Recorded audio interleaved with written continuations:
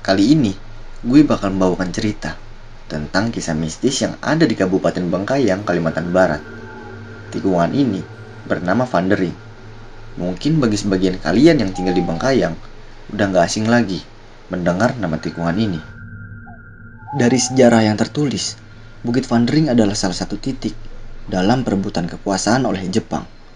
Setelah merasa terintai, penjajah Belanda akhirnya mendirikan pos pengintai di tahun 1939 sampai 1942. Pos pengintai ini didirikan langsung sama warga Bengkayang sendiri dan dimandorkan sama seorang warga dari Tionghoa. Semua pekerja juga digaji tiap harinya tanpa paksaan dari pihak penjajah.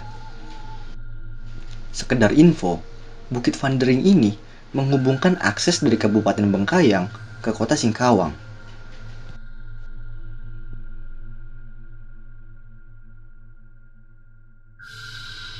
Langsung aja, kisah ini dialami oleh perempuan yang bernama Feby. Feby ini berasal dari kota Bengkayang, Kalimantan Barat. Pas Feby lulus SMK, dia mutusin merantau ke Jakarta buat menempuh pendidikan S1-nya di kampus X. Kali ini, gue bakal nyeritain kejadian mistis yang dialami si Feby saat dia berkunjung ke kampung halamannya. Waktu itu, Lebaran Idul Fitri, Feby merencanakan untuk pulang ke kampung halaman. Dia berangkat pada hari Minggu jam 12 siang menggunakan transportasi udara. Dan setelah 2 jam di perjalanan, dia akhirnya sampai di Bandara Pontianak jam 2 sore. Setelah sampai, ia langsung dijemput sama saudaranya pakai kendaraan mobil. Pas di perjalanan, si Feby ngerasa perutnya udah mulai keroncongan. Soalnya, pas sebelum berangkat, dia lupa buat sarapan. Akhirnya, dia berdua mutusin buat singgah di warung makan yang ada di pinggir jalan. Samar-samar, Feby mendengar percakapan seseorang yang berada di sebelah tempat duduknya. Orang itu membahas tentang penampakan yang ada di tikungan Vandering. Waktu itu, si Feby gak ngegubris sama sekali omongan dari orang tersebut. Singkat cerita, dia udah selesai makan dan segera melanjutkan perjalanannya. Dikarenakan saudaranya Feby harus mengambil sesuatu di Singkawang, jadi rute mereka harus berubah ke Singkawang dulu. Sehingga jalur Feby ke Bengkayang harus melewati Bukit Vandering. Seketika, dia teringat lagi dengan cerita seseorang yang ada di warung makan tadi. Si Feby mencoba berdoa dalam hati, semoga nanti gak ada kejadian apa-apa. Karena setahu Feby, Bukit Vandering itu terkenal dengan cerita-cerita seramnya jika dilewati menjelang maghrib dan malam hari. Alhamdulillah, pas sudah ngelewatin Bukit Vandering, gak ada gangguan sama sekali. Soalnya, waktu itu masih jam 4 sore. Singkat cerita, dia udah sampai di kampung halaman dan disambut hangat oleh keluarganya. 3 hari kemudian, suasana Idul Fitri sudah berlalu. Pagi itu, Feby diajak ke pantai sama teman lamanya. Soalnya, besok si Feby udah harus berangkat lagi ke Jakarta buat ngelanjutin kuliahnya. Waktu itu, sekitar jam 10 pagi, dia dan kedua temannya berangkat menuju pantai yang dimaksud. Perjalanan itu ngelewatin Bukit Vandering dan memakan waktu 2 jam buat sampai ke pantai tersebut. Gak ada hal aneh pas di perjalanan menuju ke sana. Dan setelah 2 jam di perjalanan, akhirnya mereka sampai ke pantai yang dimaksud. Lalu, dia dan teman-temannya langsung berenang dan bersenang-senang. Gak kerasa, waktu udah menunjukkan jam 4 sore dan mereka memutuskan segera pulang. Saat udah sampai di parkiran motor, tiba-tiba hal yang gak terduga terjadi. Ban motor si Nabila bocor dan mereka harus nyari bengkel buat nambal ban tersebut. Sekian lama mencari, akhirnya mereka menemukan tempat tambal ban.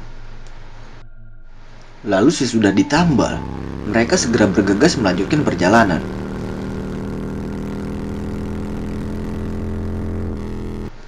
Naasnya, hari itu udah mulai gelap dan waktu udah menunjukkan jam 5 sore. Tetapi, mereka belum juga melewati Bukit Vandering. Akhirnya, mereka berhenti ke pinggir jalan buat merundingkan perjalanan ini mau dilanjut apa nginep dulu di penginapan terdekat. Karena si Feby besok harus pulang ke Jakarta pagi-pagi, Mereka akhirnya mutusin buat ngelanjutin perjalanan. Saat itu, waktu udah menunjukkan jam 7 malam, dan mereka memasuki Bukit Vandering. Saat itu, suasananya sangat sepi, dan lampu penerangan cuma berasal dari motor. Tiba-tiba, Feby dan teman-temannya melihat sosok perempuan berambut panjang, menggunakan gaun putih yang berada di pinggir jalan. Mereka sangat syok melihat penampakan tersebut. Sontak mereka bertiga langsung tancap gas dan tidak memperdulikan satu sama lain. Naasnya, setelah kejadian tadi, si Feby ketinggalan karena teman-temannya terlalu cepat membawa motor. Saat itu, si Feby merasakan keheningan malam yang sangat sunyi. Lampu jalan yang redup hanya menyinari tikungan yang makin gelap dan menakutkan. Motor yang dikendarainya seakan mengambil alih kendali, berjalan lebih cepat melewati tikungan yang makin seram. Di setiap belokan, terlihat bahwa ada sosok bayangan yang sedang menatapnya. Feby mencoba melihat ke belakang, namun gak ada yang terlihat selain kegelapan. Pas motornya sampai di tikungan yang sama, dia menyadari bahwa dirinya lagi terjebak dalam lingkaran tak berujung. Dia bertanya sama dirinya sendiri, apa ini ulah dari setan atau hanya ilusi yang mengerikan? Yang tahu, tolong bantu jawab di komen ya.